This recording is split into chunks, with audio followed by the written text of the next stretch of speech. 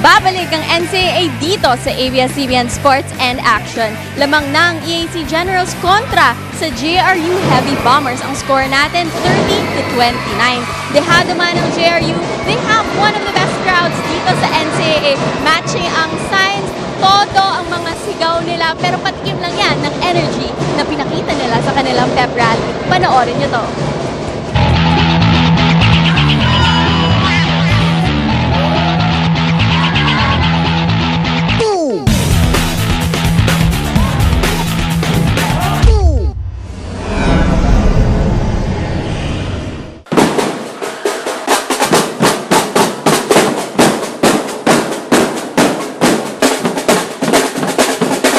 Taon-taon ay ito ang unang event ng mga kolehiyo para sa kanilang mga bagong estudyante, ang Pep Rally. Dito ay nagtitipon-tipon ang buong JRU community para i-welcome ang mga bagong Rizalians.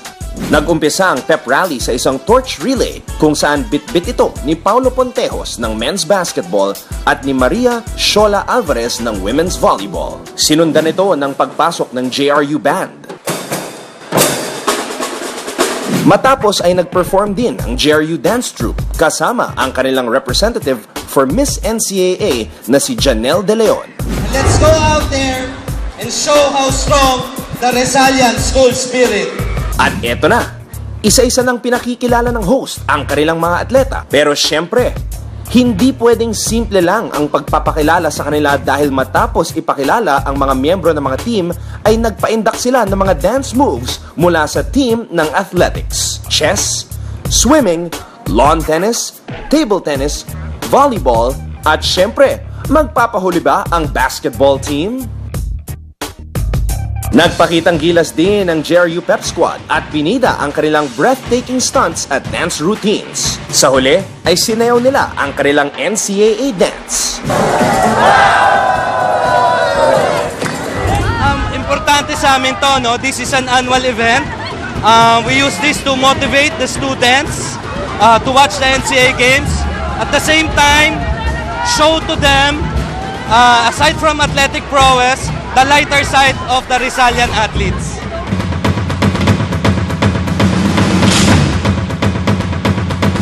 Ang Pep Rally ay para magkaroon ng interaction ng mga athletes at mga estudyante. Dito nag-uumpisa ang suportang kakailanganin ng mga manlalaro bago sila sumabak sa laban.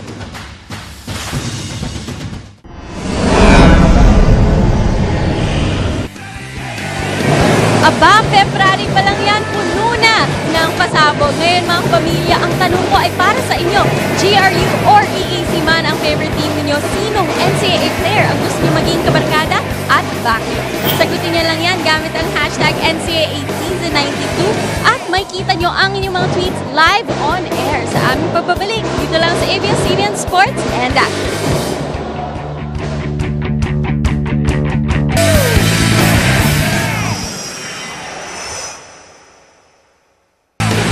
Lars, kailan namin... Inyo pong napapanood ang Season 92 ng NCAA kung saan kasulukuyang nagkaharap ang Emilio Aguinaldo College General at ang Jose Rizal University Heavy Bombers. Ang ating talaan at the half 30-29 pabor sa EAC. Muli, ako si Anton Rojas kasama ang the man with a high basketball IQ, Migs Bustos. Migs, matapos ang maagang simula ng Jose Rizal University, biglang nawala ang kanilang opensa na outscore sila ng EAC in the second quarter 20-10. Alam mo, nagbaliktad nga, ang unang score ng JRU ng first quarter is 19-10. Dito nga nung second quarter, medyo talagang nag-turn the tables dito para sa EAC. Ito nga, lamang na nga sila ng 1 point dito. And credit that to the defense of EAC, improved defense. Also, especially with the shot blocking ability of Hamadou Laminu. At nakikita natin, the effort was there for Coach Vergel Meneses' team, lalo na sa first quarter. 15 offensive rebounds, 7 lamang para sa EAC. Pero sabi mo nga, Mix, one of the biggest factors was the blocking of Hamadou Laminu. Well, ito na nga, Hamadou Laminu really spiking up the defense and confidence of EAC. Pero the bright spot naman para sa JRU, ang kanilang rebounding, yun nga, ang kanilang naging emphasis coming into this game. Kasi nung laban nila kontra LPU, 32 total rebounds lamang sila for the whole game. Pero dito ngayon sa first half, meron silang 30 rebounds with 15 offensive rebounds. As we can see, the leading scorers, ito nga Tay Chodoro with 13 points already, 5 out of 13. At nagpasabog na ng tatlong 3 points. Mark Cruz naman with 10 points, 5 out of 10. Irvin Grosso with 2. Ito nga, para naman si EAC, si Sidney Onmuberet, 5 out of 7 from the field. Hamado Lamino with 9 points, 6 rebounds, and 6 blocks. Ito naman si IG King, meron ng 3 points. Alam mo, Mix, I really love how you break down the numbers, break down the stats, and analyze the game. Kaya ka tinawag na the man with the high basketball IQ. Kaya kailangan na gayahin din kita eh. Ayun, no? Kailangan magmukha rin akong matalino dito. Kung nag-face swap si Francis tsaka si Siege, tayo naman, ano na lang, gaya na lang ng salamin. Twinning na lang, twinning. So ayan ang aming bagong feature dito sa NCAA. Kung meron pa kayong gusto makita, just let us know. Tweet us. You can tweet me at Mr. Pure Business. At syempre, ang nag-iisang man with high basketball IQ, Mix Bustos. So, maraming salamat sa lahat ng mga nakatutok ngayon. This is NCAA Season 92. Sa ilang sandali lamang po, magsisimula na ang third quarter ng ating laban. It is JRU versus EAC. Ito lang nga, parang ayoko nang umupo kasi medyo exciting ang labanan. Ito na nga, nag-turn the tables dito para sa EAC. Ito si Larry, binibiro ko. Ayaw ko bigyan ng upuan. Joke lang, Larry. Mix, I want to ask you about Tay Chodoro. He exploded in the first quarter. What happened in the second quarter? Wala siyang nagawang puntos. Was it the defense of EAC or was it Tay taking difficult shots? Ano ba nakita mo, Mix? Well, I think nung second quarter, mas nakapasok itong si Paolo Ponteos. Kaya nung bumalik naman si Tay, medyo kinailangan niyang hanapin ulit ang kanyang init. Kaya we saw him struggling nung second quarter. Natapik ang bola. Morada zigzagging his way through traffic, but a snatcher snatched the ball away from behind. Chodoro. Binalik ang bola sa kanya. Binalik dito kay De La Paz. De La Paz missing on that three. Onmuberet with the rebound.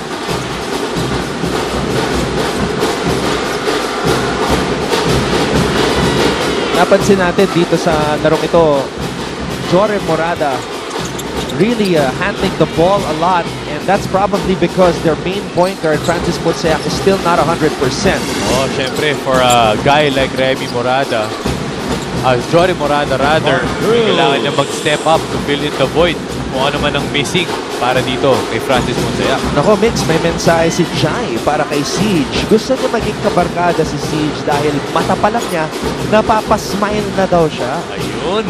Nasaan na ba si Siege? Gusto kong makita yung facial reaction niya eh. Kanina sa Myrtle, ngayon naman si Siege. Jairus_Joyosa. Tweet mo lang si Siege, ha? Okay, ito si Abby. Sabi niya si Jordan De La Paz kasi mabait siya at hindi snob tsaka feeling. Feeling ko, kalog siya. Yun. Hindi naman ang mga importante. Siyempre, kung kayo mga player, you stay grounded at remain friendly. Pilit naman ni Jorn. Gusto ko maging kabarkada si Siege Tantenko, Myrtle Sarosa, at Coach Olsen Racela. Dahil gusto ko magpa-picture sa kanila. Ako, kayang-kaya yan, Bjorn. Punta ka lang dito. Punta ka lang dito sa Phil-Ol Flyway Center. Ayan na si Siege, Siege, ayan, Ayan na yung mga mata ni Siege, Napapaswet talaga ang ating mga manonood. Wala siyang idea na kinukunan siya doon. 33 all ang ating talaan ngayon. So, what looked like a blowout has turned into an intense battle sapagkat ang EAC hindi bumigay. And that's also a good sign for Coach Ariel Season, who's finding the character of his young team. Well, you really have to give credit to the improvement of yung pagpasok dito ni Coach Ariel Season kasi nga ang EAC last year, medyo predictable ang kanilang mga laro when you're gonna go up against them. Pero ito, nanalo sila kontra LPU, humigit sila sa defending champions. Medyo naisahan nga lang sila ng SBC, pero against a Final Four team like Mapua, talagang pinahirapan nila yun. And ito nga, another Final Four team in JRU, talagang mukhang hindi magiging madali para sa Heavy Bombers. Balikan muna natin ngayon si Siege Tantenko. Siege? Yes, Anton. Kasama ka ngayon si Princess, isa sa mga GRU students na todo suporta sa ating Heavy Bombers. Princess, nako, ano yung nararamdaman mo tuwing nahihirapan ang inyong team sa isang laro? Siyempre po nalulungkot po kami pero naniniwala pa rin po kami na sa huli makakabawi po ang JRU. And as a Rizalian, nandito lamang po kami para suportahan yung team namin. Para po so, manalo man or matalo, mabuhay Rizal. Manalo, matalo, sinong NCAA player ang gusto mo maging kabarkada at bakit? Siyempre po si Paolo Monteos po. Kasi po, bukod sa magaling na po siya mag-basketball, napakabait pa po nila kapag po kinakausap namin sila sa school. Very approachable po yung mga JRU Heavy Bombers. Princess, ito ang tanong ko sa'yo. Pag naging kabarkada mo si Paolo, anong gagawin nyo? Magpapaturo po ako sa kanila maglaro po ng basketball kasi hindi po ako magaling sa sports. Yun lamang po. Ayan, Pontejos basketball team. Back to you, Anton. Nakakatuwa naman yung sagot na yun, Mix. Sabi nga nila, di ba, find the girl who will love basketball as much as you do. Hashtag ball is life. Ball is life. Chodoro shoots from the top of the key and finally, Tay Chodoro gets back on the board. Ito na nga, no, nakawala sa hawla itong si Tay Chodoro. Kanina medyo nakakulong siya ng depensa ng EAC pero ngayon 16 points na. Itong one half of the Blast Brothers. They go to the corner. Serrano attacks. Amadou Laminu too strong on that putback attempt. And here he is again, showing us the mid-range game.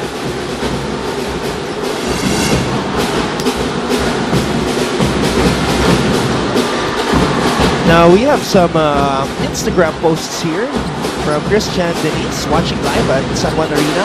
Ang gusto ko po, makabarkada na player ay si Paolo Pontejos kasi parang sarap na kausap ng magdamag.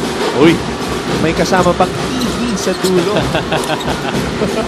Para makatipid ka, mag-landline kayo. Just like the old days. Pilit naman ni Boris Mendoza enjoying the game live. Siyempre, Tay gusto maging kabarkada para maturuan rin niya ako ng moves niya sa court. Onwubere, meanwhile, is able to score on the break. Balik na naman ang kalamangan sa EAC, 40-38.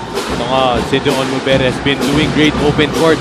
Sa open court so far this season kasi nga sa kanyang athletic ability, napakataas pa ng tumalon, halos walang makatapal sa kanya. Pontejos ups inside, gives it up to Abdel Patucci, turns, fires, too strong, tapping ka ng bola, kanino mo pupunta. Picked up underneath by Jordan De La Paz and he will head to the line for two. I really like the game of Jordan De La Paz kasi kaya niyang maglaro sa labas at sa loob. He can knock down the 3-point shots, kaya ng jump shot. Ito rin, kaya rin niyang pumasok place para mapunta naman sa free throw line. Timeout EAC, magbabalik po ang NCAA Season 92.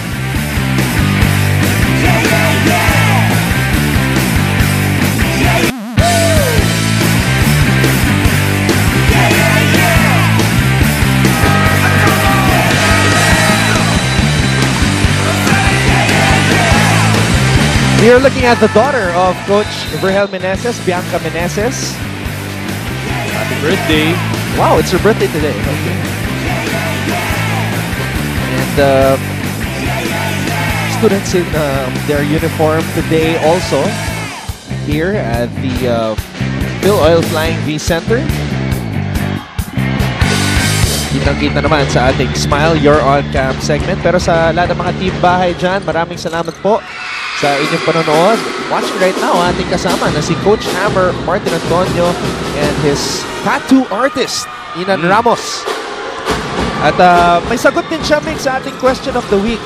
Sabi ni Coach Hammer, gusto ko maging kabarkada si Clement Luchu. Pagbubuhatin ko. Baka pwede natin gawin yon Mart, sa takeover NCAA natin. May agenda pala tong si Coach Hammer. Kasi pinabuhat na niya itong si Patucci eh. Oo nga. Problema, lumakas pa. 14 seconds Work in on the shot clock. Thanks, Smarts, for watching Coach Hammer. Always in the gym. Yep. Napakasipag niyan.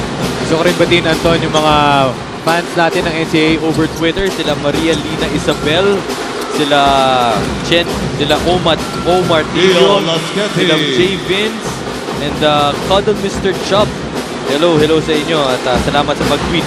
Patuloy lang. Tsaka sana sagutin nyo yung question of the week natin. Yung sino pinaka gusto nyo maging kabarkada dito sa NCAA. Jordan de la Paz, his second 3 on JRU. 41-40 ang ating talaan. A seesaw battle now ongoing between the Generals and the Heavy Bombers. Morada. Lasqueti. Or rather, De La Paz is on him. Morada moves closer to the rack, kicks it out to Mutseak. Cross-court pass para kay IG King. King fires for 3. It is too strong. Mutseak with a steal. Francis launches. Rebound Patucci. Francis has been getting good looks dito sa game na to, pero yun nga lang medyo sumusobra. Diretso naman yung mga tira niya, kaso hindi nga lang siya pinapalad dun. Chodoro wants to back down against Mutseak. Chodoro gives it up to Patucci. Misfiring on that shot, close to the free throw line. Ilang napansin ko, Anton, nag-shift ulit sa man-to-man itong JRU dahil gusto nga nilang one-on-one itong si Jory Morada. Nakita nga natin kanina, medyo puro dribble siya doon. Nalilate yung mga kick-off nilan, kaya yan tuloy, hindi nagiging fluid ang opensa ng mga Generals. For 41-40 ang ating talaan. Patucci will head back out. 14 to shoot. Astilla coming in para sa panig ng Jose Rizal University. Teodoro using the Astilla screen. Teodoro sumaksak, nilabas kay Grospe. Lasqueti blocked by Onwobere. Grospe recovers the basketball, gives it up to Tete. Capos. Onwobere hustles hard for that rebound. Gandang hustle nun para kay Onwobere. He prevented that second chance opportunity para sa JRU. Morada. Onwobere picks up the basketball. Banggaan sa ilalim. Tinawagan ng foul si Astilla. Astilla really doing his effort para ma-deny post-entry para dito kay Lamino. Kaso nasobrahan nga lamang. Kaya yan tuloy nahulihan siya for his personal foul.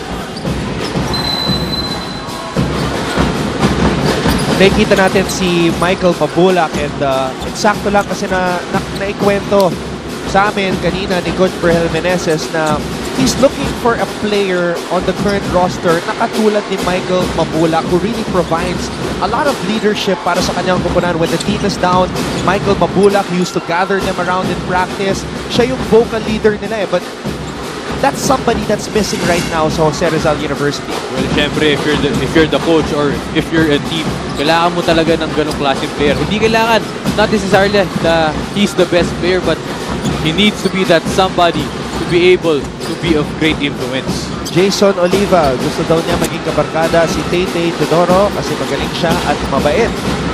Gusto ko rin yung Twitter handle mo, Jason. Mr. Pure Jason. Inspired. Defensive ball number 14. Hindi naman ni si Jordan De La Paz kasi mabait siya at hindi snap. Timeout JRU siya. Heavy Bombers. Actually, yun na yung hinirit niya kanina eh. Oo. Alright, magbabalik po ang Season 92 ng NCAA. Huwag po kayong alis. Well, let's take a look at this last sequence right here. Onwobere with a fake. Onwobere with a shot. He is hustling hard, Mix.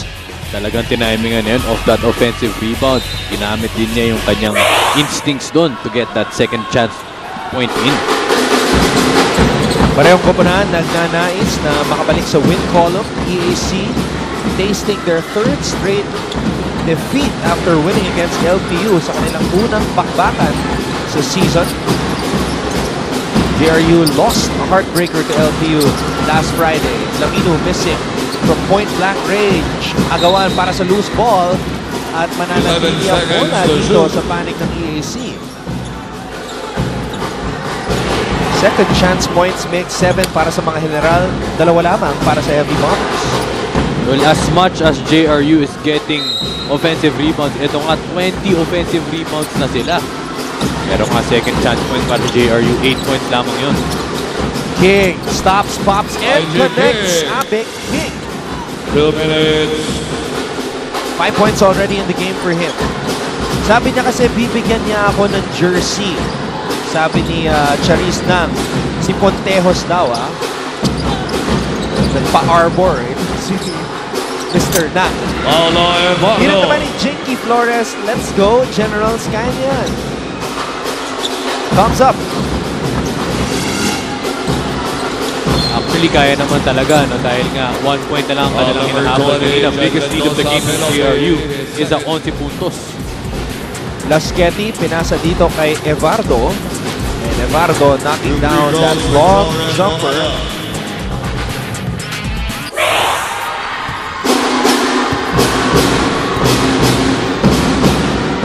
Jorem Morada, this is his 5th year. Tubog Davao City, has been playing basketball since the 1st grade and was teammates with Basera Mayor sa Holy Child sa Davao.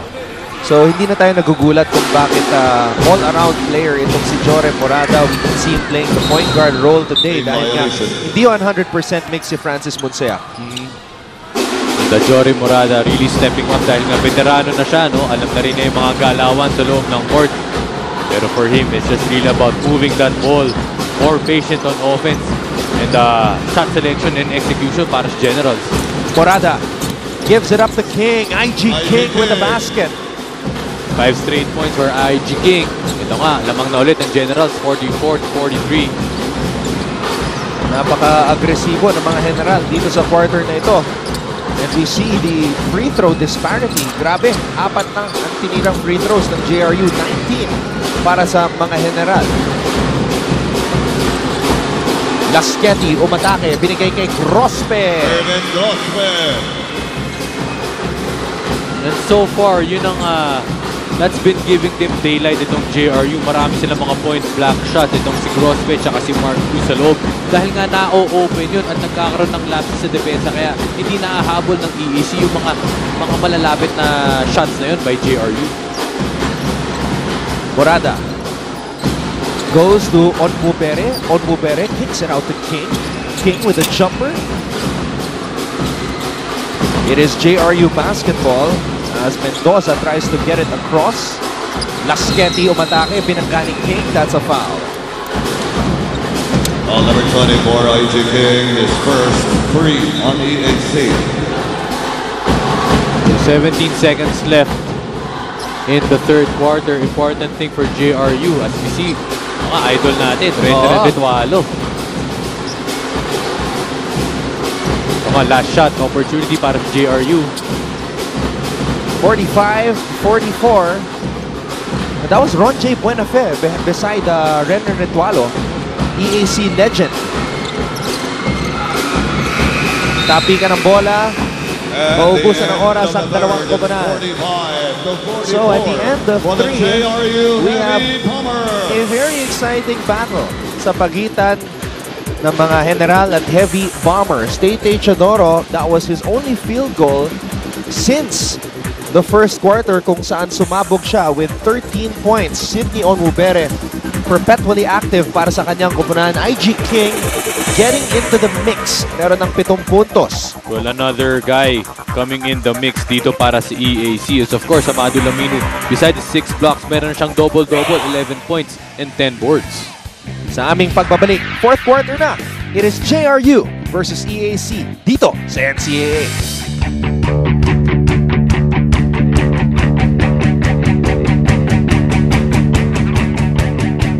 Watch the latest game highlights. Subscribe to ABS-CBN Sports in Action YouTube channel.